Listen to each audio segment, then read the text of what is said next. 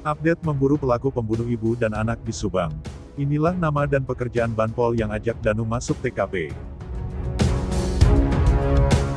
Namun sebelum kita bahas, mohon subscribe channel ini dulu, agar kamu gak ketinggalan berita-berita menarik dari kami. Kalau sudah, mari kita lanjut.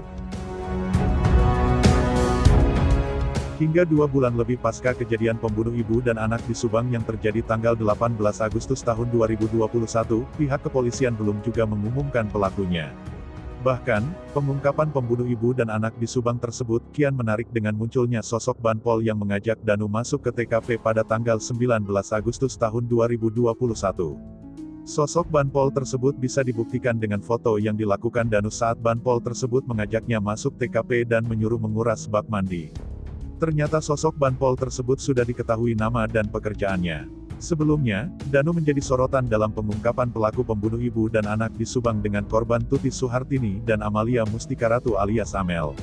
Sorotan muncul setelah Danu menyebutkan ada sosok Banpol yang menyuruhnya masuk ke rumah TKP Ciseti, pada tanggal 19 Agustus tahun 2021, atau sehari pasca terjadinya pembunuhan sadis.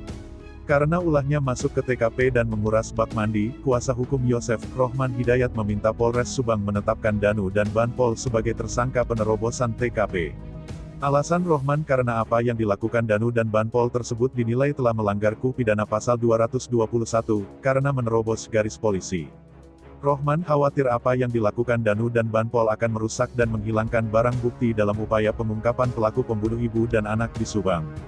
Bahkan dalam pernyataan terbaru, Rohman menilai munculnya sosok Banpol dinilai sebagai rekayasa Danu. Alasannya, menurut Rohman, selama mendampingi Yosef dalam 14 kali pemeriksaan di Polres Subang, di BAP tidak pernah muncul tentang Banpol.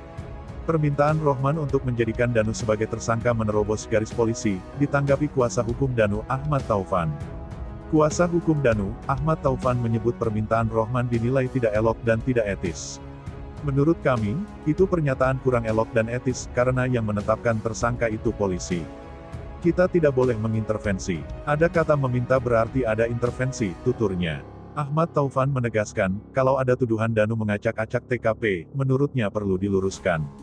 Kalau mau cari siapa yang kemungkinan masuk kategori merusak barang bukti, pada hari H siapa yang masuk orang pertama yang masuk TKP. Kalau Danu kan tanggal 19 Agustus tahun 2021, paparnya.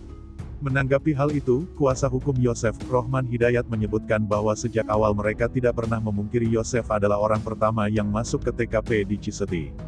Rohman juga tidak ada masalah jika pihak kuasa hukum Danu ingin polisi menetapkan Yosef sebagai tersangka penerobos TKP. Ketika ditanya apakah saat itu sudah ada polis lain atau garis polisi, Rohman menjelaskan pada saat itu belum, karena pada saat itu juga Pak Yosef ketika datang ke rumah Danu dan ke kepolisian melaporkan bukan pembunuh tapi penculikan sejak awal pun.